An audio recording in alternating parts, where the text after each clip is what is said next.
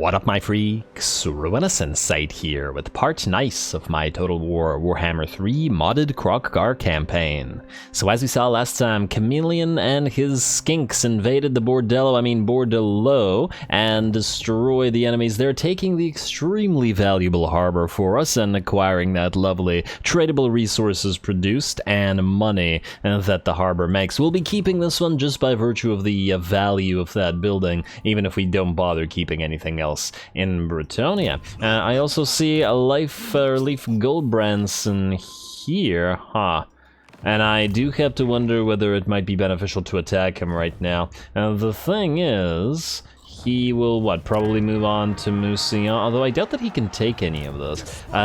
We will also, it's probably undoubted that we will be fighting or having to fight the Bellacor's faction, whatever they're called, the Shadow Legion, eventually, so maybe this is a decent time to declare war on them. They're actually only fighting they're only fighting Kuran, rather, right now. I don't know if we can force our entire little complement of allies to declare war on him at the same time. It may be a decent thing to do, especially since Karl Franz is wandering around up here, and we do still have that. I will think about it. In fact, I'm 99% sure that we should do it.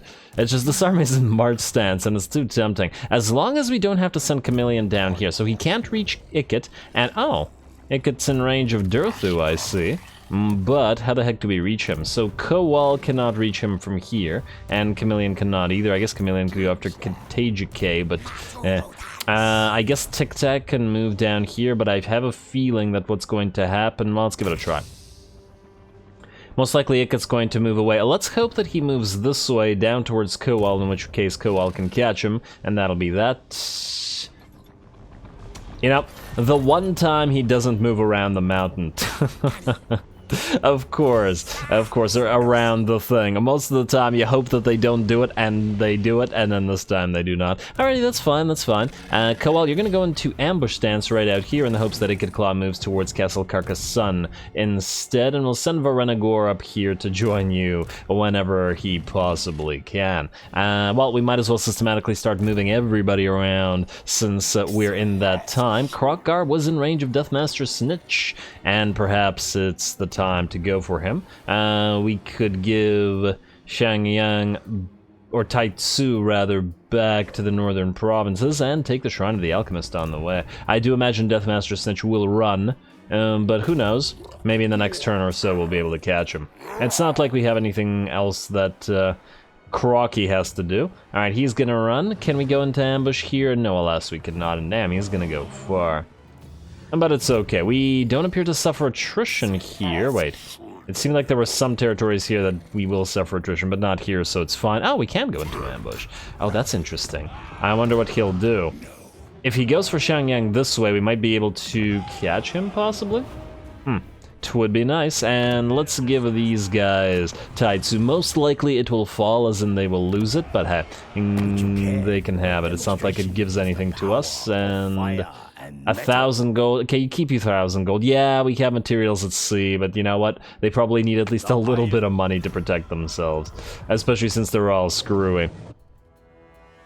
As in their territories. Also, Copperaf. Now, you may actually have to help deal with Grimgor. I was originally going to send you up here because, well, your army's not for this. But it would probably be better than having Grimgor take all of these territories. Perhaps with these guys all working together, maybe we don't send the Basti with Healing Crystal away while Grimgor's out here. Damn it. But he does have 3 giants here plus a another force. I don't think these guys can handle it. Crocky could move. Well, you know what? Either way. I don't think that changes things. You're still coming up here. You guys stay together. But get away from Grimgor. Let's retreat to Karakrakatan for now. All of you together. He can't come here anyway. And we'll see if we can get here. We could use the Shredder of Lustria and the 2 special Carnosaurs we have to at least do some damage. And maybe actually take on Grimgor. Possibly. The possibility exists, let's go with that. Anyway, Kanoskir, you got places to be as well, my dear, I mean my Kier. Let's send you down this way to try to get to Fregnus before he does anything fancy. Ahsoka Rasamata, you... we're moving down this way to also see off another one of the Tzeentch armies, specifically Kairos. Oh, that also reminds me, we sent this little guy down here, NG Benki, but unfortunately the lizards have no way to raid or annoy the enemy at all, so there's really no stance we could take that would annoy them. So I guess all he can do is trespass here. Not necessarily a bad thing, because trespass will still increase our relationship with various other factions, but yeah. Anyway, Pragiol. Alright, you're going up here to join up together with Kylok, who can either transfer stuff now. No, wait, can he reach you? No, he just can't reach you. Alright, fine. Kylok, just go out here. Go out here into channeling stance, and then we'll figure out who is kept and then who is deleted. I think one of you is actually a decent... yeah, you're a leader of his kind, so we can keep you around and have you buff these Soros, whereas Pragiol can just transfer to Kylok.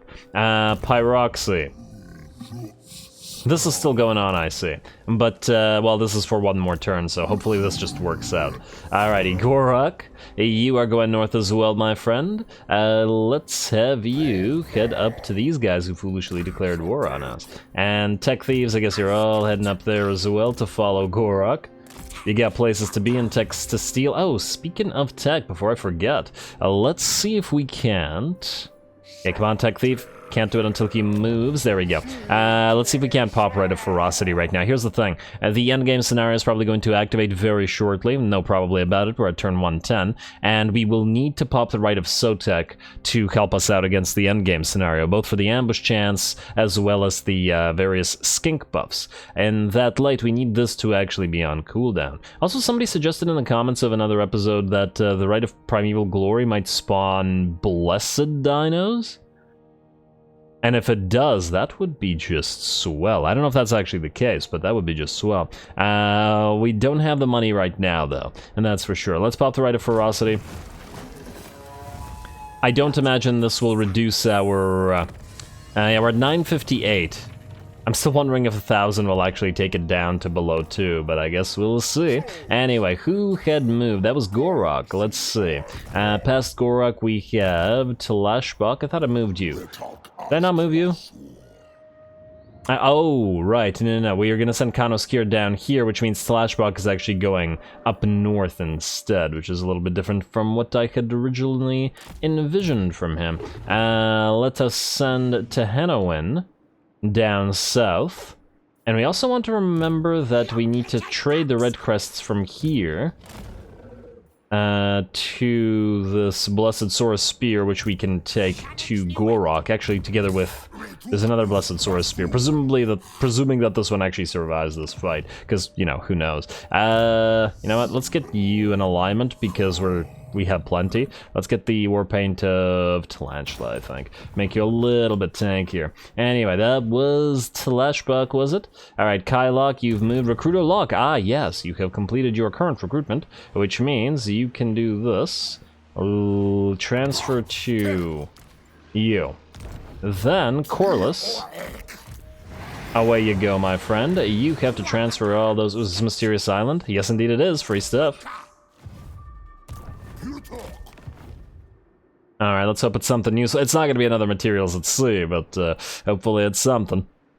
And those who escaped, we get favorable winds. Well, at least you'll reach where you need to go a little bit faster. Just a little bit, mind. But that will give us a full stack for Ahsoka Rasamata, minus the lack of heroes. And we'll want to get him 1 mage and 1 Saurus Scarvet. So, in that light, we have Dino, aggressive and determined. Oh, we're going to have to mill these guys at least a little bit. Let's take out the Dino Rider. I'm disinclined to use this much money on this, but I don't see how we have a choice in the matter, and we will need a mage for you. Now, what kind of mage would work better with the Razor? Oh, wait, actually, will we need a mage for you? And because Ahsoka Rasamata here is going to get replaced by a Slan, specifically the Slan Mage Priest of Light, with his abilities... Not the Mark of the Old Ones, the Net of Amantok, which will work for the relatively range-focused army, and to keep enemies back. Should be pretty needed. I forget, but this is Slan Mage, the... What do you do? Vigor loss reduction for Lord's army? Yeah, nothing crazy for this army, and charge bonus. Alright, so pretty generalist. Alright, that's fine. You're gonna work. Everything's gonna work. I hope everything's gonna work. Anyway, let's get back to where we were, and then we'll probably get a fight going. Recruiter Locke and Mazda Mundi. Ah, yes. So, Morathi's landed back at Swamptown. I really wanted to take Bahwaks. Monument of the Moon is still in need of an upgrade, though. At least it has the first level of defenses, so a basic stack can't take it. Morathi's might still be able to, though. We could try the ambush a second time. It might still work. But Morathi can't reach us here as yet, can she? So we'd have to either go for Bahwaks, which will probably decimate our army. As in, even if we manage to take it, we'll be so badly damaged by this that... we won't be able to fight Morathi immediately after, and there's a good chance that she'd attack us. No, I think we have to ambush. It's not like it's super critical, because we have Mazda Mundi's actual army coming in. Shortly, I hope. Alright, you're gonna go right here. And speaking of Mazda Mundi's actual army, you were out here somewhere, weren't you, Farak? You were going to ferry that along. Let's send you right here to where you hopefully won't suffer any attrition. And send all those temple guards. We'll probably stop on by at the Skull Reef because, you know, every Skull Reef is needed right now. Materials at sea for 3 more turns while we prepare for that endgame. Alright, go, Farak. You are looking good, bud. Who else still needs to move this turn? Aralican Kowal. Alright, this is just the Sea Kowal. The temporary Kowal. The real Kowal isn't temporary. You're gonna go grab the Sea Corpse. I'm not sure if it's a battle, but if it isn't, you're gonna head to this mysterious island instead. I still can't remember which things have battles and which ones don't, so he's just gonna grab them all. Or at least the ones that he can. And nope, this one has battle, okay? Which means you're heading to the mysterious island. Well, Shipwreck and then mysterious island. Maybe Shipwreck doesn't have a battle. I guess Farak could have picked it up, but you know what? He has to get to Mazda Mundi as fast as possible. So that was Sea Kowal. Who else do we have? We've moved Real Kowal and Jibenki. Oh, the other Njibenki. Oh, right. I actually, arrogant, we did summon you to join potentially Ahsoka Rismate. You know what? Stay here. We may still have you do this. As in, maybe the Slan is not enough, and maybe we want the Beast Priest. At the very least, that'll provide access to a big ol' Engine of the Gods, or possibly a regular Steg for more long-range damage for the range army. There's certainly potential. Assassin, what do we have you doing? Okay, you're fairly far away. We can move you up north, or we can move you down south to deal with Kairos' nonsense. I think we're gonna send you up north. We want to lock all this down so that we get up to Mazda Mundi and start dealing with the Cult of Pleasure, because, let's face it, Ulthuan is in shambles, and they're still a pretty important ally for us. Yeah, you know what? I think we're gonna have to send Chameleon to deal with Ulthuan for us. I don't see how we can avoid it, in fact. Speaking of Chameleon, you know what? Screw it. A timely arrival. You are a Shadow Legion vassal. Oh, I should have clicked Shadow Legion, my bad, I screwed that up. Not to worry, though. We'll do this, then this, then this, then initiate diplomacy and declare war. Let's hope that nobody fails to join us, or else it'll be upsetting. Don't screw us on this. Okay, no, everybody join. Beautiful. Nobody likes poor Be'lakor. Alright, well, the good thing about that is they'll all be nice and friendly with each other for us attacking Be'lakor as well. You. Chameleon. What? Oh, we don't know what's in this army. Alright, let's level him up. We're gonna fight this, even at half health. I trust in Chameleon's skinks. His skinks are the best skinks in the land. Tehenowan has not yet reached the level of Chameleon, let's face it. We don't need Apex Species for you because you have no Saurus. I'm just wondering if there's something else that we do need here. We do use a couple of Dinos and a couple of Pterodon Riders. But only the couple, and we have Epicentrist and Beast Driver for that. I guess we just keep making Chameleon a stronger fighter, which means Ward Save +5, even if we get nothing out of the rest of that. You, next, Skink Chief. I wish I had items for you to make you a little bit more resilient to stuff, speaking of. But alas, we don't, so you're just gonna get Energetic. You're gonna get you have Energetic. Guess we could get marked for service. That'll still both make you tankier and give leadership to our little friends there. Yeah, why not? Marked for service it is. Oh. Wait, or would it be better to ignore mark for service? 3 leadership isn't that big of a buff. We Are the Elite will give a significant vigor loss reduction, and while a lot of these guys do get engaged in melee, they are certainly not in perfect vigor, so perhaps Organize is the way to go then. Alright, and then lastly, Silith, the Skink Priest. You... I believe we're going to get maxed out Pan's Impenetrable Pelt before we start heading into Curse of Anrahir and the Arcane Conduit, yeah. Get the spammables first because we use them every battle multiple times. Alrighty, Chameleon, away you go yet again. I guess it's another Chameleon episode. Oh my, what the heck is this? Look at that. Look at that, lots of axe infantry. The Marauder axes combined with the throwing axe horsemen and the Fimir stalkers, which are also axe infantry. This is so interesting. It's almost like the AI actually built up a themed army. This is so cool. Alright, I really appreciate that. Even if it, well, I mean, it didn't knowingly do this, but I do like it. Anyway, let's fight some axes with some good old-fashioned bigger axes.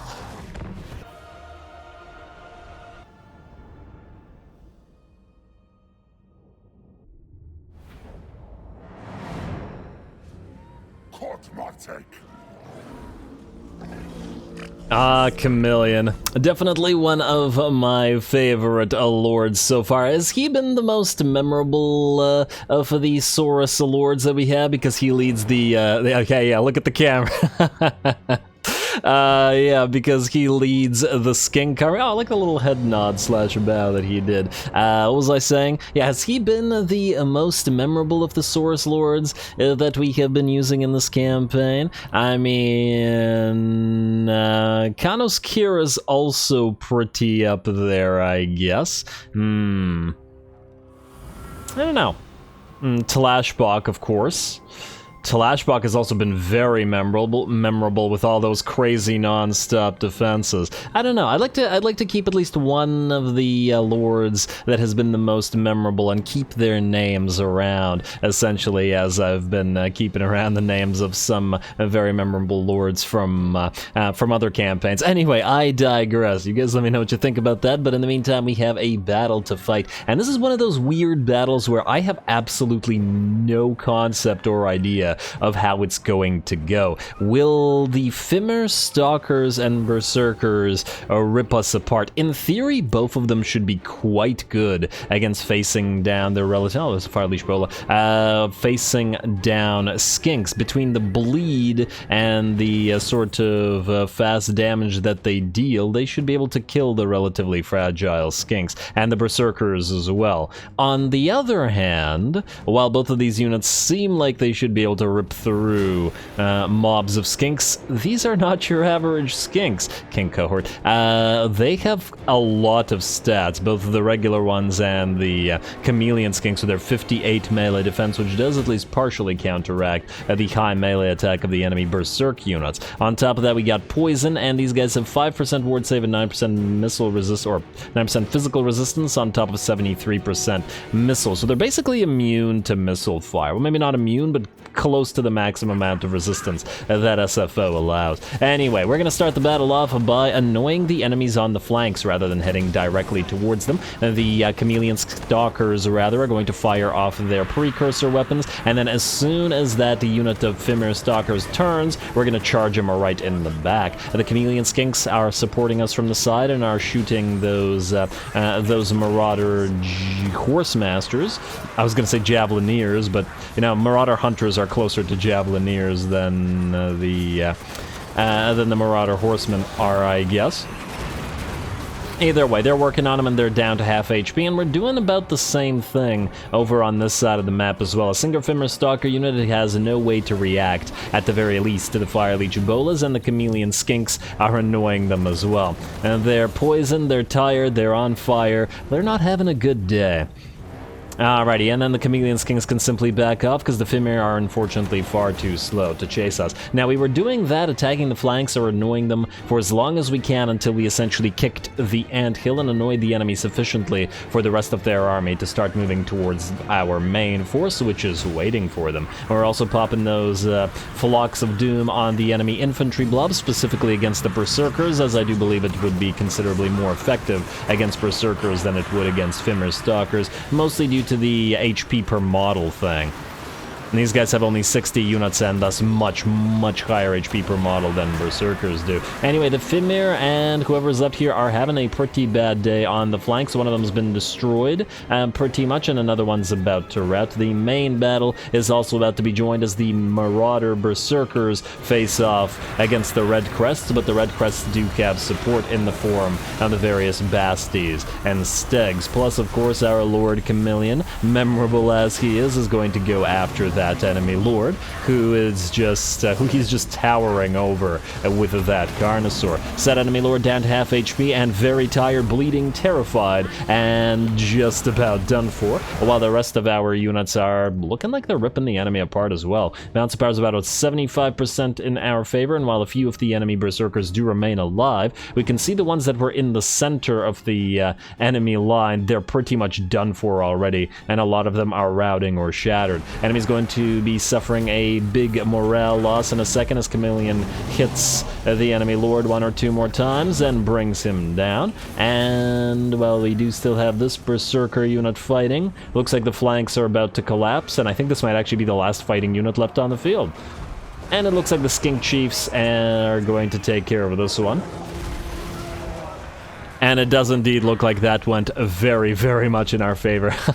Chameleon's gonna help out, send a few of those Berserkers flying, and I guess they didn't have all that much time to make good use of either their Frenzy or their Berserk capabilities, because they were just not in battle all that long.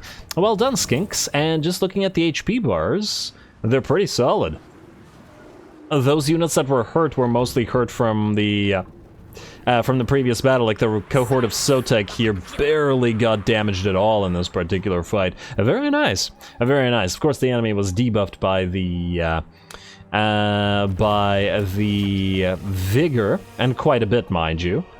But still, proud of the little Skinks, as we always have been. And oh, is that a... Oh, okay, no, I saw it in the distance as a Bretonnian structure. I thought that because of this tower that's sort of like, you know, peeled away from the main tower, it looks from the distance almost like vampiric architecture, but I should have known the tower tops do look quite different because it's, well, Bretonnian. Anyway.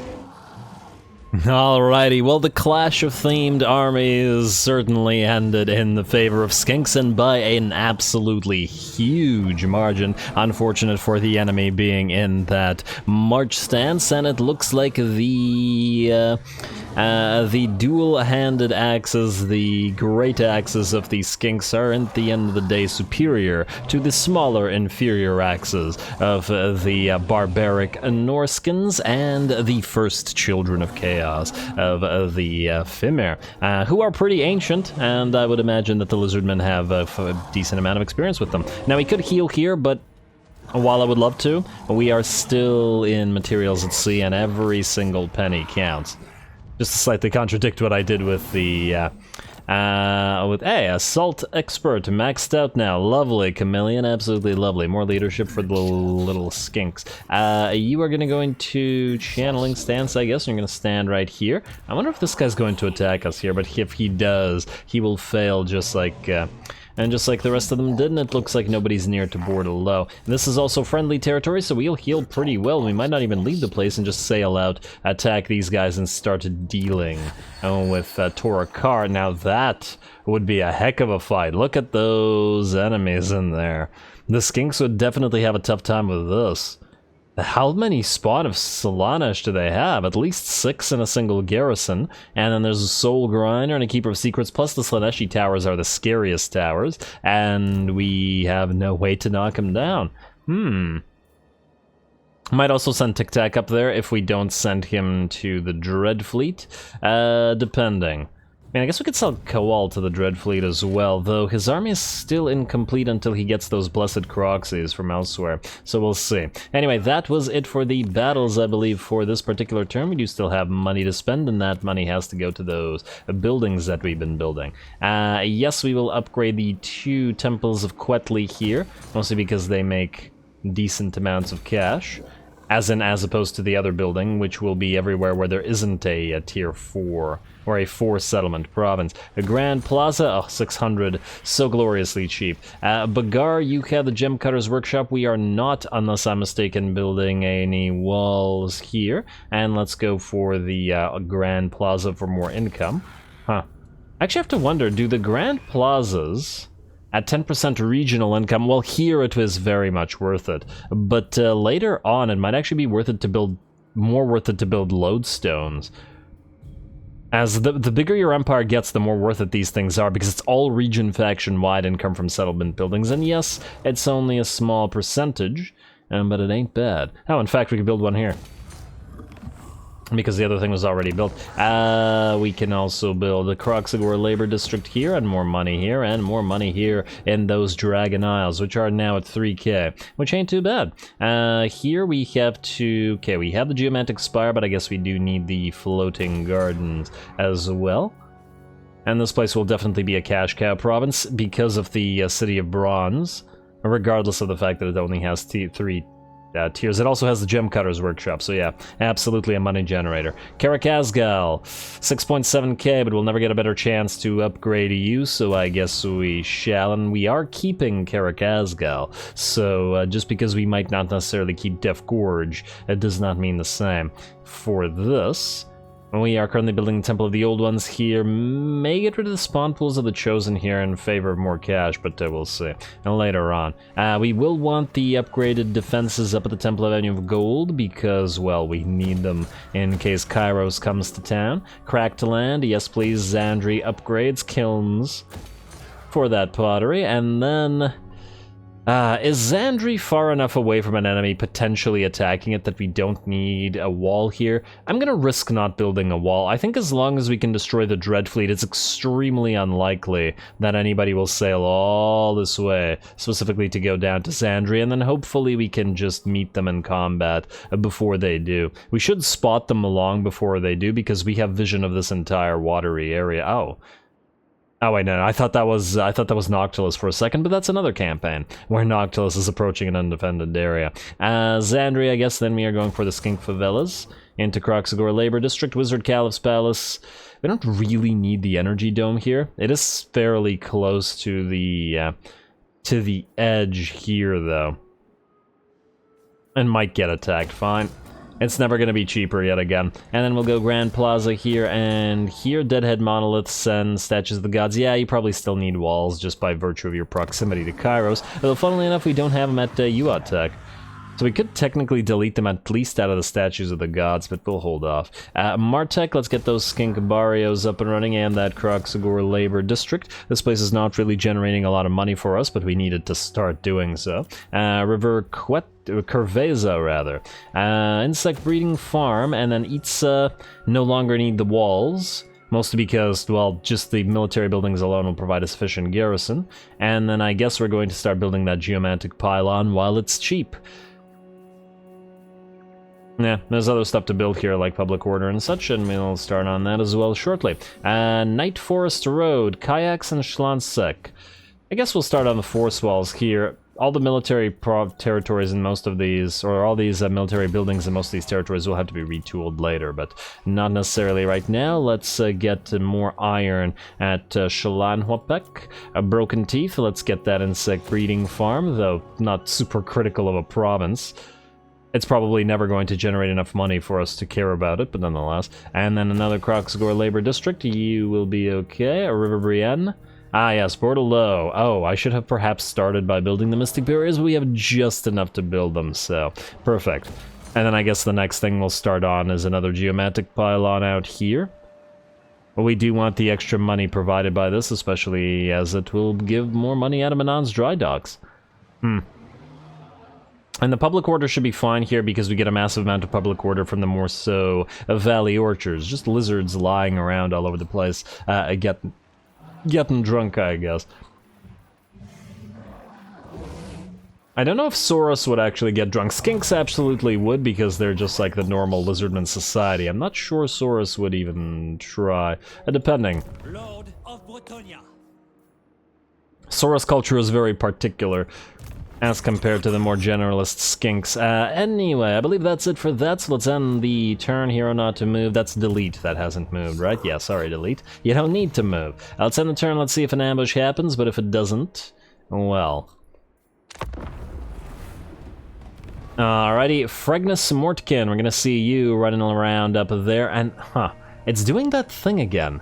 Occasionally, the game really likes to show you the moves of some random army or hero, specifically belonging to the Legion of Chaos. I don't know if it's specifically the Legion of Chaos, rather than the first faction to move, that the camera is kind of bugged for, but well, that's what we've seen. And, ooh, an underway interception for poor little Kit Claw. Unfortunate a little bit because Tic-Tac-Toe already has his defeat trait, and I would have preferred to give it to Koal, but I think we're nonetheless going to take it just so we don't have to deal with him. We have better things to do. And then continuously hunt him down. We'll take the money, not the healing, because we are in friendly territory and should otherwise heal to full HP anyway. Clanish, and unfortunately we did not manage to intercept, and the Dreadfleet attacks the Heralds of Ariel. Well, I guess it's time to declare war. I honestly wasn't even aware that we weren't fighting the Dreadfleet, but we now shall. I guess we have to send some factions to the Maelstrom anyway, so really this just, you know, makes it faster. And ooh, did I just see Reichland Confederate Averland? I think I did. I'm now not 100% sure. Yeah, playing multiple campaigns at the same time just makes me get confused as to where things have been confederated, etc., especially against the same factions. But I guess it'll make an announcement for us in a few seconds anyway. Southern Realms, Border Princes, Military Access. Do we care about this? Will this piss off the Wood Elves? I forget if they hate each other. No, they're kind of okay with each other, and he's fighting stuff now. Alright, fine. Counter offer. And we're not gonna do— oh. I wonder how much money you would give us for a non-aggression pact as well. 3.5k. It's not bad. Alright, fine. I guess we'll keep them around. They gave us some cash.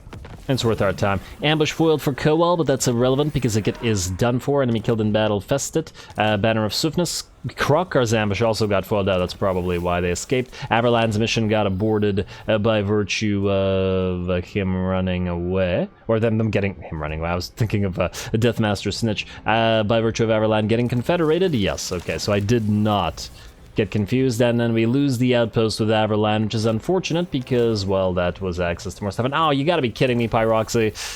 Really? Please, with your hammers succeed. It's been at 100% this entire time, and it just ain't doing it for me. Ally mobilize against settlement. Construction costs, nothing here matters. Ah, yes. You're good. And the end is nigh, the calm before the storm. All is quiet. There are absolutely no reports of enormous armies gathering in the ancient dwarfen underway. Such an organized force of Skaven would be preposterous, right? And it will be the Skaven that we fight. Okay, so this changes matters. This changes matters quite a bit. Oishul will have a massive number of Skaven clans spawn, which means Gorok, you have to stay, buddy. You will be taking the Skaven on as they spawn around you, probably with Tehenima's help. This will also mean...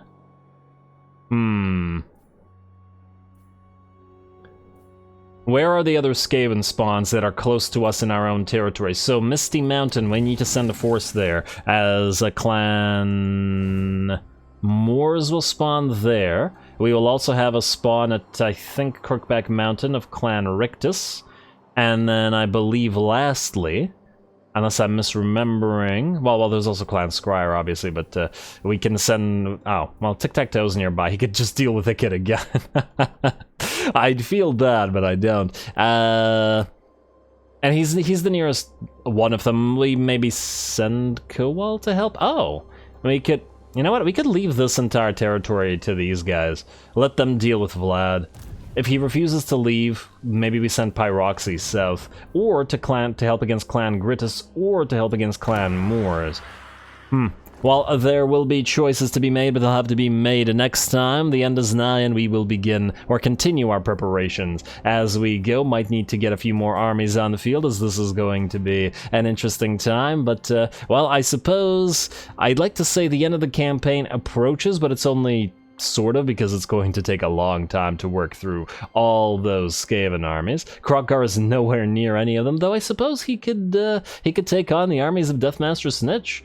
So, you know what? Maybe this place is the right place to be. Ketha is already in shambles, and it will be in even more shambles as they come here. Anyway, stay tuned for more Lizards. Don't forget to leave a like and comment. All glory to the algorithm.